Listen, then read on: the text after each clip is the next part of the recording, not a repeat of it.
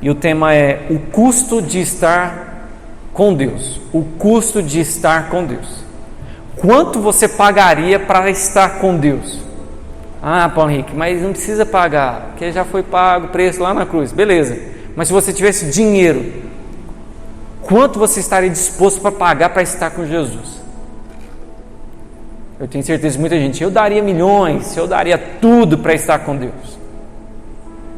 E essa pergunta tem a ver com a música que a gente cantou, não estava programado, mas a gente cantou uma música que eu acredito que fala muito sobre esse sacrifício.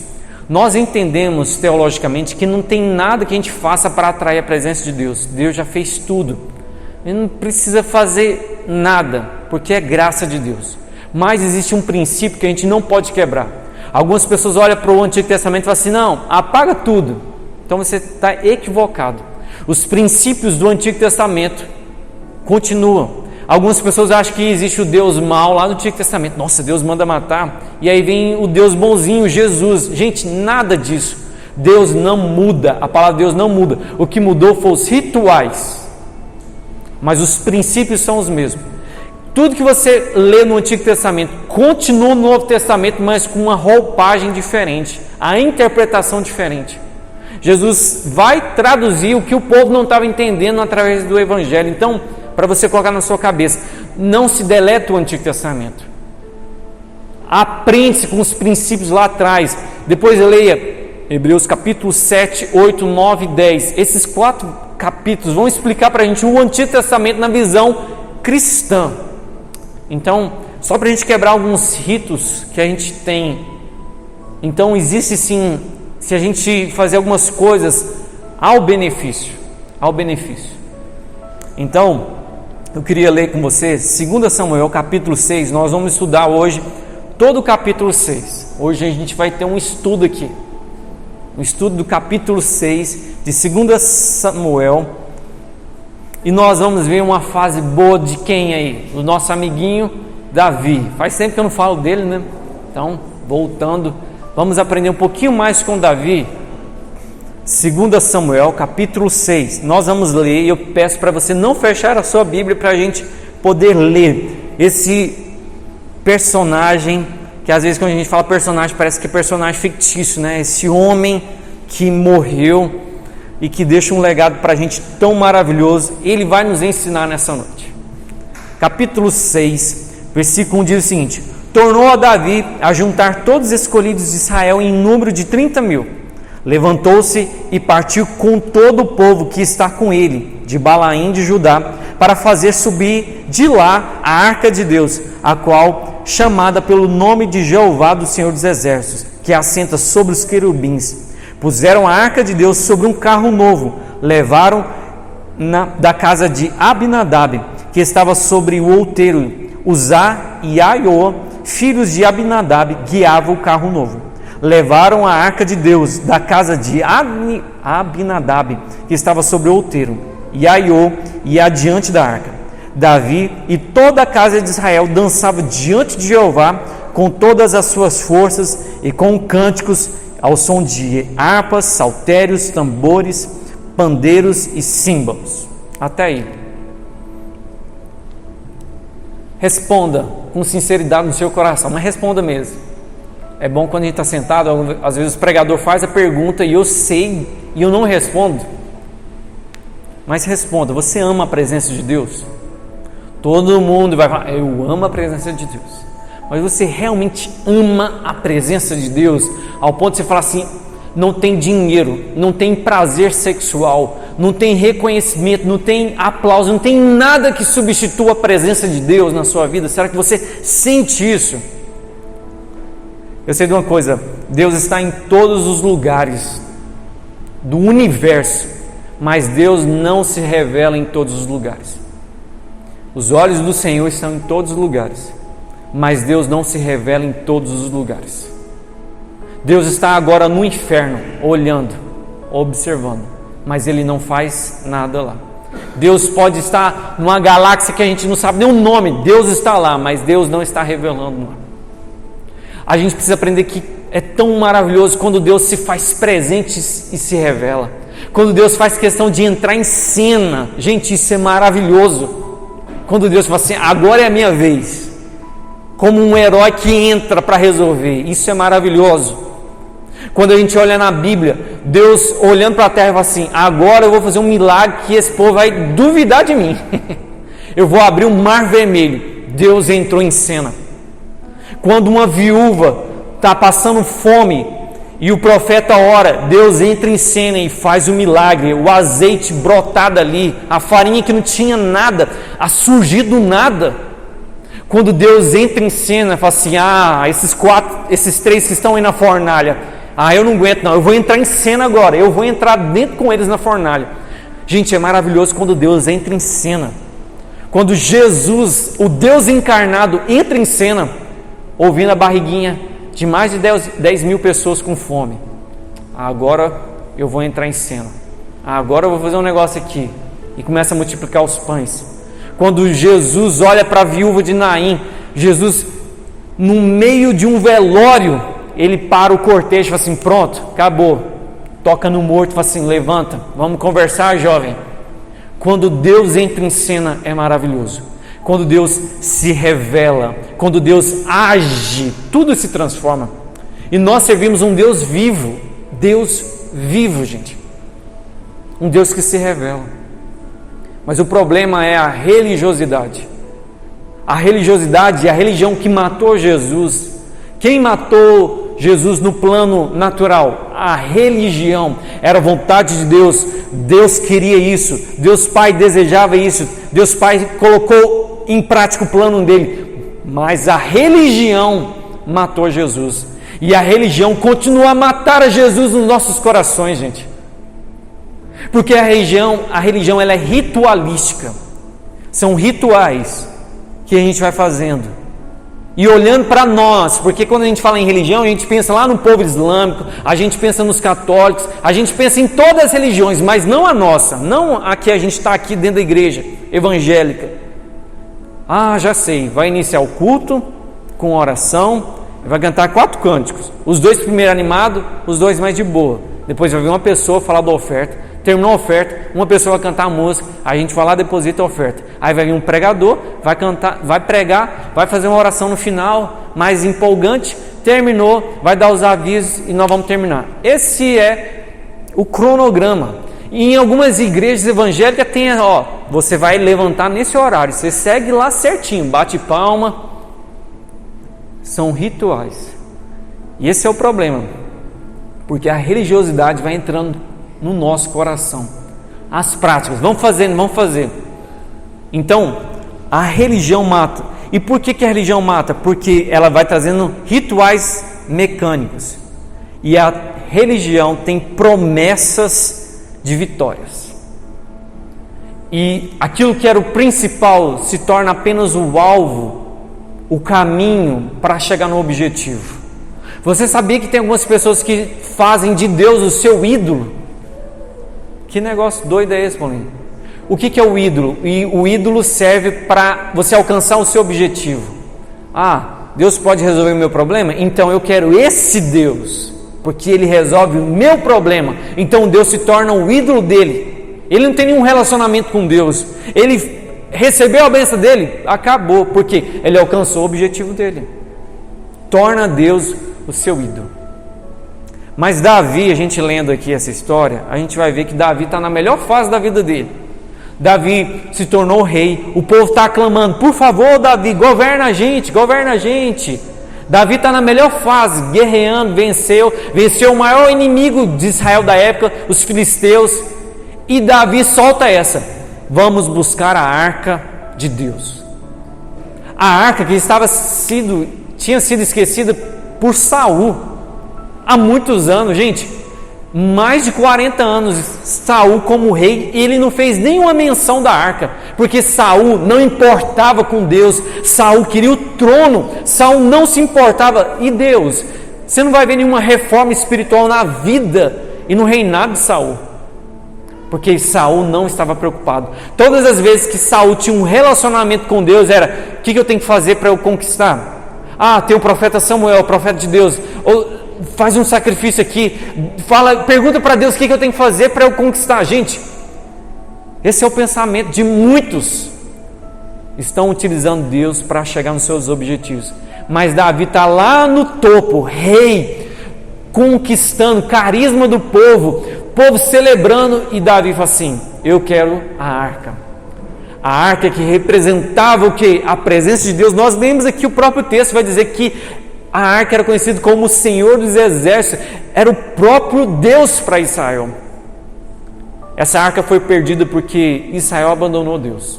E Deus fez questão com que essa presença saísse de Israel. Estava em outros lugares. Mas Davi faz questão de buscar a presença de Deus.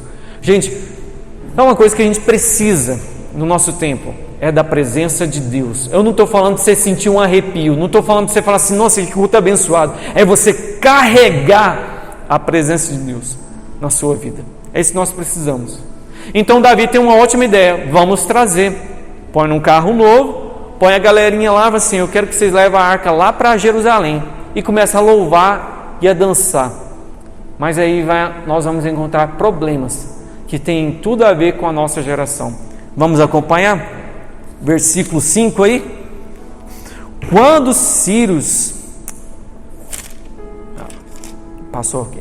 Quando chegaram... Versículo 6, desculpa. Quando chegaram à ira de Nacon, lançou Uzá a mão na arca de Deus e pegou nela, porque os bois tropeçaram. A ira de Jeová se acendeu contra Uzá, e Deus feriu ele ali por desrespeito. Uzá ali morreu junto à arca de Deus. Desgostou-se Davi, porque Jeová feriu Uzá. Ficou sendo chamado aquele lugar Pérez Uzá até o dia de hoje. Davi teve medo de Jeová naquele dia e disse: como virá a minha arca de Deus? Não quis Davi remover a arca de Jeová para junto de si a cidade de Davi, mas fez-o entrar na casa de Obed-edom de Gate. Ficou a arca de Jeová 3 meses na casa de Obed-edom de Gate, e Jeová a abençoou juntamente com toda a sua família. A ideia de Davi era ótima, mas Davi tinha um erro que é da maioria de nós, e principalmente a minha: pragmático. O que é uma pessoa pragmática? É uma pessoa prática. Nós temos que resolver esse negócio, vamos resolver. De que forma? A gente não vai ficar planejando, pensando, qual o jeitinho, os detalhezinhos. Só vamos resolver o negócio. Davi foi prático. Davi tinha o desejo certo, mas ele fez de maneira errada. Esse é o detalhe. Nós vivemos essa geração que fala assim: eu vou buscar Deus de qualquer jeito, porque eu quero, eu sou livre. Mas não é, gente. Com qualquer Deus com letra minúscula você pode fazer isso. Para Satanás se oferece galinha morta, faz macumba de qualquer jeito, faz qualquer coisa. Mas para Deus, gente, não é qualquer coisa. Não é. Você pode dar o seu melhor louvor achando: e Deus fala assim: não recebo. Você pode ter trago aqui R$1 milhão, e Deus fala assim: eu não aceito. Porque não é só fazer o certo, tem que fazer da maneira o quê? Correta. A gente vai ver Davi falando assim: eu não importo com os detalhes. Quando a gente lê esse texto, a gente fica bravo com Deus. Você não fica bravo com Deus quando você lê esse texto? Estava dentro de uma carroça, imagina a arca numa carroça, e o boi tomba, a arca vai cair. O que todo mundo vai fazer? Eu não vou deixar essa arca cair. O cara fez o certo também, vou enfiar a mão aqui. Mas Deus se irou por causa do desrespeito de Uzá. Davi ficou com medo, falou assim: peraí, como que eu vou trazer essa arca? Davi ter pensado: Deus, Saul nem se importava, eu vou fazer um negócio, o Senhor ainda mata quem vai trazer. A gente estava cantando, celebrando. Essa é a desculpa da nossa geração: eu sou livre, eu faço o que eu quiser, esse é o meu estilo de vida, esse é o meu cristianismo, eu faço assim. Beleza, mas Deus está recebendo? Olha, eu não concordo com isso que está na Bíblia, eu não concordo com essas coisas. Não, eu tenho a mente mais aberta. Beleza, pode fazer, mas a arca está com você. Davi queria fazer do seu jeito, e ele esqueceu que com Deus, até nos detalhes, a gente tem que acertar. Não basta falar assim, eu vou na igreja, eu sirvo a Deus. Não, esse trem de idolatria não está comigo. Ó, Deus é tudo na minha vida. Mas e os detalhes? Davi se esqueceu dos detalhes. Porque para Deus os detalhes eram importantes. Davi ficou com medo. E uma coisa que a gente precisa saber, existe um custo, a gente tem que fazer o certo da maneira certa. Não é relaxado, não é apressado, nem em pecado. Gente, quantas vezes eu tive os meus encontros com Deus, eu não verbalizava, mas assim, eu tenho 20 minutos para orar. Quem aqui não fez isso? Ó, tem 10 minutos, eu tenho meia hora. Ó, esse é o meu tempo. Ou seja, eu já coloquei o tempo de relacionar com Deus. Relaxado, em pecado, fazendo as coisas erradas. Não, eu oro demais. Gente, quantas pessoas a gente conversou a vida toda errada, tortuosa, e fala assim, não, eu oro muito. Pode orar. O povo islâmico é o povo que mais ora nesse universo. Isso significa alguma coisa? Então a gente precisa aprender que não é de qualquer jeito. Outra coisa que a gente precisa aprender, não há essa liberdade de você fazer da sua forma, do seu jeito. E a gente vê no texto que, por causa disso, Davi deixou a arca na casa de Obed-Edom. Me responda uma coisa, você teria coragem de deixar essa arca que acabou de matar uma pessoa lá dentro da sua casa? Você está amarrado. Imagina se fosse lá em casa, com o Miguel mexendo nas coisas. Vamos cimentar esse quarto aqui, ninguém entra. Não trisca nessa arca não, você é doido, Davi. Obed-Edom era um levita e ele tinha permissão de estar próximo da arca, porque ele era um levita. Essa arca que trouxe morte para usar, abençoou Obed-Edom. Como pode? Porque está relacionado ao coração. Gente, a presença de Deus é maravilhosa, mas na vida de algumas pessoas é destruição. Não é só alívio, é condenação na vida de algumas pessoas. Pessoas que experimentaram do Evangelho e vão receber uma condenação mais dura por causa da presença de Deus. Você acha que uma pessoa que vai para o inferno, que nunca teve experiência, que nunca teve ministério, uma pessoa que nunca teve nada com Deus, vai sofrer na eternidade? Vai sofrer. Mas e aquele que experimentou? E aquele que pregou? Aquele que viveu? Muito mais condenação. É isso que Jesus disse, quando um espírito sai de uma casa e ele volta e está vazia, ele vai consigo mais 7 demônios. E o estado desse homem é pior do que o primeiro. É condenação maior. Então, a maldição tinha acabado com a família de Uzá, mas na casa de Obed-Edom trouxe prosperidade. Gente, quando nós fazemos as coisas certas, da maneira correta, há prosperidade automaticamente. Obed-Edom estava lá, oh Deus, abençoa, eu estou carregando a arca está aqui, me ajuda, não estou conseguindo pagar mais a conta de energia, está caro demais, a gasolina. Gente, automaticamente, Deus abençoou a casa de Obed-Edom. Quando nós carregamos a presença de Deus, Deus traz prosperidade. Não precisa ficar aí buscando, é automático, as coisas fluem. Isso não é ausência de problemas, vai vir os problemas, mas Deus vai capacitar para você lutar contra isso, para você resistir às dificuldades. Então não ache que eu não vou na igreja, ixi, eu estou firme lá com o pastor Paulo Henrique, pastor Marcos, é nós, eu amo aquela igreja, Deus é tudo na minha vida, beleza, mas isso não significa nada, gente, porque nós encontramos com Deus pessoalmente, e o encontro que nós vamos ter com Deus face a face é individualmente. Não adianta eu chegar com Deus e falar assim, uai, cadê o N aqui? Cadê o Miguel? É individualmente. A gente se ajunta, mas Deus fala individualmente em cada coração. Algumas pessoas chegam assim, nossa, que bênção foi esse culto. E outros falam assim, pai, é demais. Porque para uns a presença traz bênção, para outros traz condenação. Então, Deus começou a abençoar a vida de Obed-Edom. Vamos continuar? Versículo... esse vento está ajudando aqui não. Versículo 12. Foi dito ao rei Davi, Jeová tem abençoado a casa de Obed-Edom e tudo que lhe pertence por causa da arca de Deus. Olha só o nosso amigo Davi. Gente, Davi não desiste de Deus. Davi não desiste disso. Sabe qual as nossas frustrações? Porque quando a gente parece que não está fluindo com Deus, a oração parece que não está fluindo, a gente para. Davi era incessante, Davi tinha foco, e ele vai buscar. Foi Davi e trouxe com alegria da casa de Obed-edom a arca de Deus para a cidade de Davi. Quando os que levaram a arca de Jeová tinham dado 6 passos e sacrificava ele com um boi e um animal cevado. Davi dançava diante de Jeová com todas as suas forças, cingindo de um éfode de linho. Assim Davi e toda a casa de Israel trazia a arca de Jeová com júbilos e som de trombetas.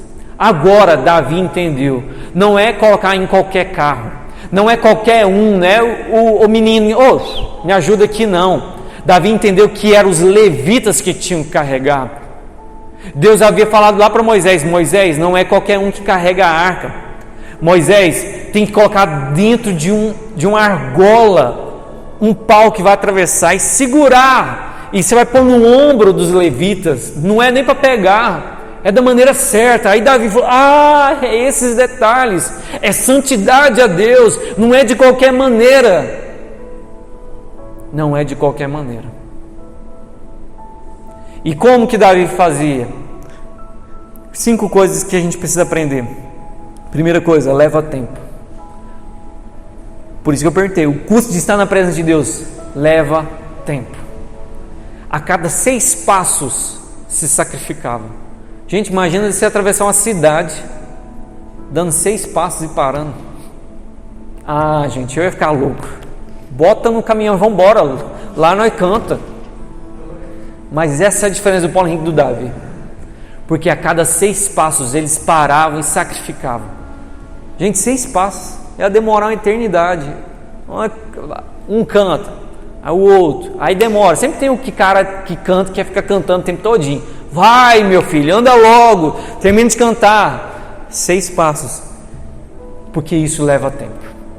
Você quer carregar a presença de Deus? Você ama a presença de Deus? Leva tempo. Não estabeleça o que eu já fiz isso tantas vezes de forma errada. Agora eu tenho 20 minutos. Não, é tempo. É você sentar e falar assim, Jesus, eu tenho a noite toda, mas tem como ser antes da madrugada, que eu estou morrendo de sono? Leva tempo. Segunda coisa que a gente precisa aprender, custo. Gente, custa alguma coisa. Para eles estava custando a cada 6 passos um sacrifício. Matava um cordeiro, matava um boi, era um bezerrinho. Custo. O que você tem que dar para Deus? Deus não precisa de coisa nenhuma, gente. Você ajudar um morador de rua, você está fazendo alguma coisa que te custa. Abrir mão de uma sexta-feira no mês para distribuir marmitex, você está dando a sua oferta a Deus. Poxa, eu vou lá ajudar aquela igreja lá. Você está ofertando a Deus. Deus, estou fazendo com coração voluntário. Vou ofertar, estou aqui presente. Está chovendo. Isso é custo. Gente, para nós tempo custa dinheiro demais. Dar tempo hoje significa muita coisa para Deus. Talvez para os antigos, né, era mais fácil. Para a gente, Deus valoriza isso. Esse corre-corre, Deus fala assim, poxa, meu filho parou tudo e fez. Eu estou me agradando do custo dele. Você tem coragem de falar, Deus, eu queria dar um carro para uma pessoa? Você quer que Deus te abençoe tanto que você fala assim, eu vou pagar uma viagem internacional para essa pessoa? Você tem planos de falar assim, Deus, eu queria que o Senhor me abençoasse tanto que eu queria pagar uma faculdade para alguém? Mas não, a gente só pensa em quem? Em nós. Custava e ainda continua custando estar na presença de Deus, porque Deus se agrada de sacrifício. Terceira coisa, custava dançar. Gente, os crentes de hoje em dia não podem ficar em pé 4 músicas, que já é muito. Davi dançava, bailava, rebolava, descia até o chão. Gente, Davi fez loucuras. Davi tirou a roupa de rei. Gente, olha que posição humilhante, né? Quando a gente pensa em rei, a gente pensa num cara, né? Tipo, topzão, roupas reais. Davi se vestiu de levita. Olha só, Davi preferia ser um levita do que ser rei. Enquanto as pessoas querem ser rei, elas querem governar, eu quero ser o expert no meu trabalho, olha, eu quero dominar, eu quero fazer 6 em 7, eu quero... Davi falou assim, eu me rebaixo, eu quero ser levita. Vestiu uma roupa simples, mas ele não estava aguentando, estava muito quente lá, gente. Aí ele tirou e falou assim, gente, Davi ficou de samba canção. Ele não ficou pelado não, graças a Deus, mas ele ficou de samba canção, short de jogar bola. Simples, mas ele dançava com alegria. Gente, ele bailava em volta.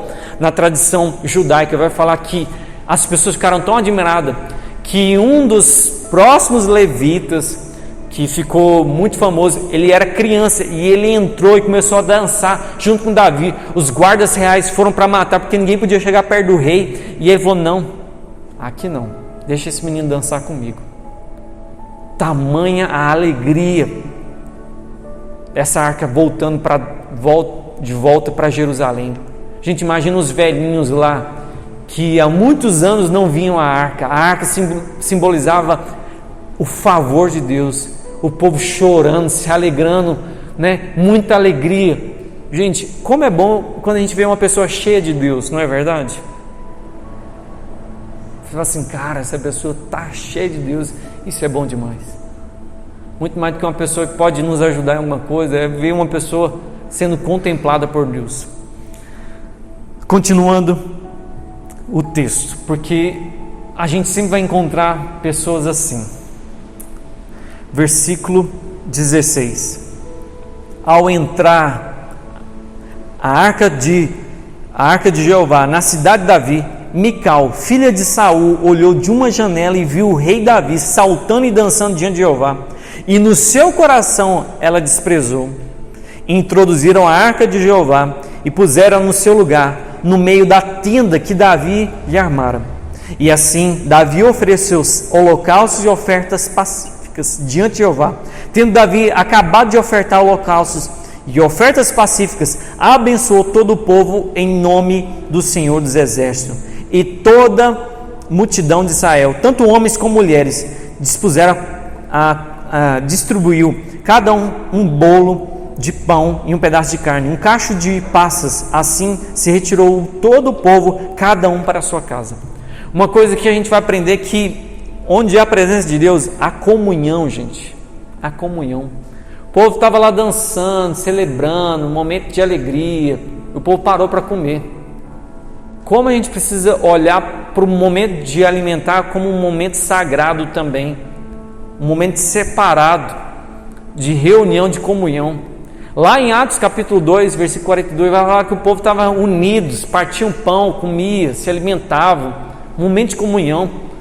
Quando a gente olha para Neemias vai falar isso, olha gente, vamos comer e se alimentar, porque esse é o dia que Deus fez, vamos nos alegrar. Parem de chorar um pouco, vamos nos alegrar. Momento de comunhão. Quando há comunhão, há bênção de Deus. O sinal de que há presença de Deus no coração das pessoas é quando elas querem se reunir. Hoje em dia, você fala assim, tem macarrão de graça para os jovens, não precisa fazer nada, só põe seu nome aí na lista. Vai ter churrasco, venham homens, tragam nada. Difícil. O povo não quer mais se reunir para nada. Para nada. Antigamente, quando era um ovo, partia em 10 pedaços, come um pedacinho de ovo aqui, ó, comunhão. Nós vivemos dias difíceis, onde as pessoas não querem se reunir. Não é mais caso de Covid, não, porque cada um quer viver a sua vida mesmo. E a gente quer viver a nossa vida mesmo. Mas lugar de comunhão é um lugar onde Deus abençoa. A gente não pode esquecer isso jamais. E última coisa que eu quero falar sobre quando nós estamos na presença de Deus acontece, para a gente finalizar aí, versículo 20. Então voltou Davi para abençoar a sua casa. Olha só, Davi abençoou todo Israel, está feliz. Aí ele volta para casa para abençoar a casa dele. Mical, filha de Saul, saiu para receber e disse: que glória teve hoje não sei se você consegue ver o sarcasmo dela. Eu quero colocar esse sarcasmo. Que glória teve hoje o rei de Israel, descobrindo-se todo diante das servas e dos seus vassalos. Como se pode descobrir um homem qualquer? Seu sem vergonha. O que você achou hoje dessa pouca vergonha sua, Davi? Ficar aí mostrando seu corpo, suas coxas para essas mulheres aí, para seus príncipes? Isso é o rei de Israel? Olha o desprezo dessa mulher. Em vez de falar assim, oxe, meu marido é uma bênção, meu marido é íntimo de Deus, porque ela estava lá no terraço, toda linda, toda maravilhosa, se preparou, toda pomposa, mas ela esqueceu que o marido dela estava preocupado de estar na presença de Deus. Imagina essa mulher arrumando 1 milhão de taças, essa mulher decorando, falando assim, olha, quando chegar faz isso, porque os detalhes dela não eram os detalhes de Deus, gente. Quantas vezes a gente coloca os nossos detalhes, mas e os detalhes de Deus? E quando ela imaginava que o rei ia chegar e fazer toda aquela pompa, Davi dançando de samba canção lá, mas que é isso, gente?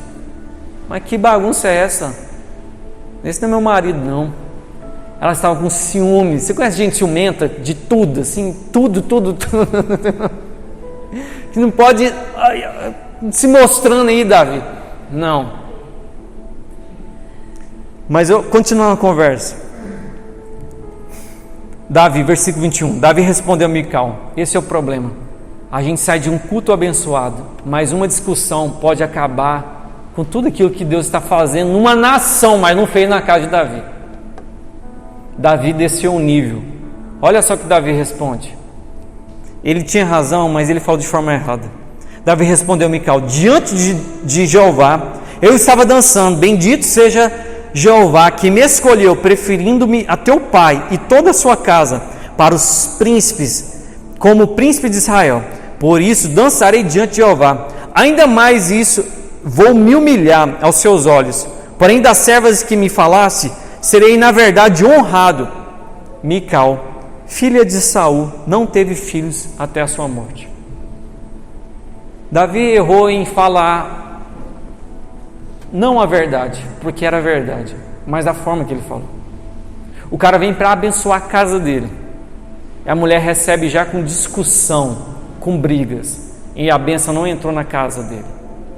E a atitude dessa mulher foi tão errada que o próprio Deus, e o texto deixa claro, que ela não produziu filhos. Uma coisa que você vai se preparar é que quando você carrega a arca, a presença de Deus, pessoas vão te criticar, pessoas vão querer te humilhar, pessoas vão querer trucidar você. Se preparem, não ache isso. Sempre que você está conectado a Deus, gente, automaticamente pessoas vão querer te destruir, difamar, falar mal de você. Então, a presença de Deus é maravilhosa, mas ela traz confronto. Jesus era tão cheio de Deus, porque Ele era o próprio Deus, tão cheio de vida que as pessoas queriam estar com Ele, mas muitas pessoas queriam matar porque não suportavam. Gente, uma coisa que me incomoda também demais é uma pessoa cheia de Deus. Isso incomoda. Incomoda pastores, lideranças, incomoda pessoas que estão presas aos seus ministérios, incomoda. Uma pessoa mais cheia de Deus, uma que revela, nossa, isso incomoda as pessoas. Então aprenda. E essas pessoas vão sofrer punições de não gerar nada, não gerar vida. Gente, isso significava que Mical foi amaldiçoada para aquela época. Isso não significa que quem não tem filhos é amaldiçoado. Nós estamos em um outro tempo, não significa isso. Mas o significado espiritual é que quem despreza a presença de Deus na vida dos outros sofre punição e não consegue multiplicar, gerar vida. Então, a pergunta para você é: onde está a arca? Será que você é como Saul? Nossa, é mesmo. Você carrega a presença de Deus? Qual é o seu custo por essa arca? Deus, eu vou fazer um jejum de 30 dias sem tomar Sprite, para não falar Coca-Cola. Deus, por causa do Senhor, e algumas pessoas, mas que trem besta, mas é o custo que você está pagando, é o seu custo. Deus, eu quero ficar um mês sem responder ninguém. Deus, eu quero ficar um mês de jejum e oração. Ou você pode falar assim: Deus, todo sábado entre as 6 e às 10 eu quero estar com o Senhor. É o tempo que você pode falar assim, Deus, é exclusivo para o Senhor. Qual é o custo, gente? Sério que a gente vai tendo tantas atividades, e a gente fala assim, Deus, se o Senhor quiser visitar o meu coração, enquanto eu estou assistindo Round 6 aqui, o Senhor fala comigo. Às vezes a gente acha isso, né? O entretenimento é muito bom, mas ele pode nos roubar de tempos preciosos com Deus. Eu sei disso porque eu erro disso demais. Qual é o preço que você quer pagar? Você vai dar sua energia para esse momento? Essa semana lá em casa, a gente não tem o hábito de fazer isso, né? Cada um lê a sua Bíblia e tal. Peguei a Bíblia e comecei a recitar de voz alta lá em casa, nós três. Gente do céu, que avivamento foi aquilo. Eu não conseguia terminar alguns versículos. A gente tinha que se recompor. Simples, só lendo salmos. Mas é porque a gente colocou o nosso coração e falou, agora nós temos o tempo. Coisas simples, gente. Davi fez coisas simples. Dançar, tá. Simples, mas a força que estava no coração dele, a alegria, a disposição. Você pode chegar num culto mais animado, no nome de Jesus, e falar assim, gente, vamos ficar, já ficou de pé, já levantou a mão, já está agradecendo a Deus. Você pode fazer isso, por causa de Deus, não é porque alguém está aqui, você pode fazer isso. Na hora de falar assim, gente, nós precisamos, eu estou junto, eu quero fazer. E isso independe da igreja, vai fazer lá fora, vai fazer no seu dia a dia, no seu trabalho, seu chamado com Deus, não é só aqui nessa igreja, é muito mais alto e profundo do que uma igreja. Você pode fazer isso. Você pode passar mais tempo com Deus e falar assim, Deus, eu preciso tanto da tua presença, e invocar. Davi fala assim, eu tenho fome de Deus. Gente, fome, olha só a alegoria que Davi usa, fala assim, eu estou com tanta vontade de Deus, de alimentar de Deus. Mas a gente fala assim, não, Deus é meu tudo. Aí fica, Jesus, obrigado por tudo, amém. Sério, nós precisamos rever os nossos conceitos, gente. Chegar aqui, ler e falar isso aqui, para mim é fácil, mas e o meu dia a dia? E amanhã de manhã? E as noites que eu preciso orar e buscar?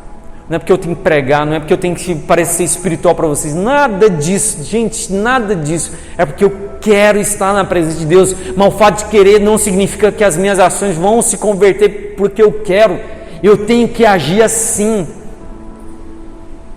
Haja diferente. Fala assim, Deus, eu quero. Davi foi buscar, não deu certo? Não deu certo. Eu vou continuar procurando a arca de Deus, porque a arca de Deus é mais importante que o reinado e qualquer vitória. Davi esfrega na cara dos crentes do século 21, nós, que ele estava no topo, que não precisava de vitória nenhuma, já estava abençoado, que ele precisava de Deus.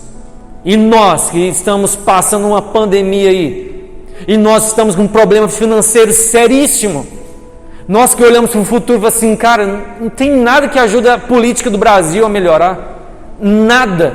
A gente tem que buscar a Deus ou não? Davi lá em cima falou assim, eu preciso da arca de Deus. Irmãos, se a gente levasse essa mensagem a sério, uma coisa desses, vai fazer 7 anos de ministério pastorado, uma coisa que eu aprendi é que você pode levar as pessoas, buscar elas na porta da casa dela para vir para a igreja. Pode sacrificar, você pode dar dinheiro, você pode pagar o lanche para as pessoas, você pode conversar com elas durante horas, você pode... Qual a sua necessidade? Vou me sacrificar para você estar aqui com a gente. Você pode fazer o que quiser, isso não muda o fato, nada, não muda a vida da pessoa, gente. Só tem uma coisa, é quando essas pessoas conhecem a presença de Deus, que é transformador na vida delas. Aí eu não preciso falar assim, vamos para a igreja, não preciso mandar nada, elas vão querer a presença de Deus.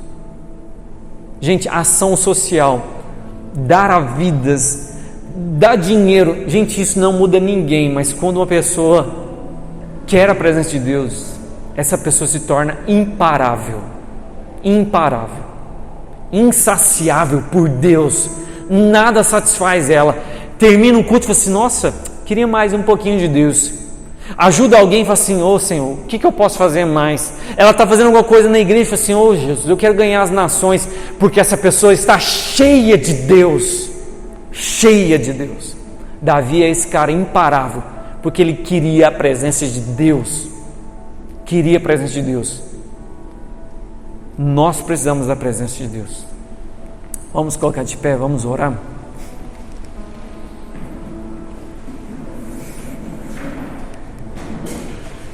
Queria que você fechasse seus olhos e a gente pudesse orar. Você vai orar. Assim como nós cantamos, que se a gente sacrificar, a gente atrai a presença de Deus. Deus não é movido a sacrifícios, não, mas Deus é movido para corações quebrantados. Gente, Davi, que conhecia a Deus, no capítulo 51, ele fala: Deus não despreza um coração quebrantado. Deus não rejeita um espírito humilde. Você sabe o que você tem que melhorar. Não tem ninguém aqui que não precisa melhorar. Mas a gente pode falar assim: Deus, me ajuda. Eu quero melhorar mais uma vez. Eu, como pastor, eu digo para vocês, o que eu posso fazer é apenas inspirar vocês a buscar a Deus como eu preciso buscar a Deus intensamente. É o que eu posso fazer. A gente pode montar a melhor programação, mas se não tiver no coração de vocês, não adianta. É buscar a Deus intensamente. Eu aprendo demais com Davi.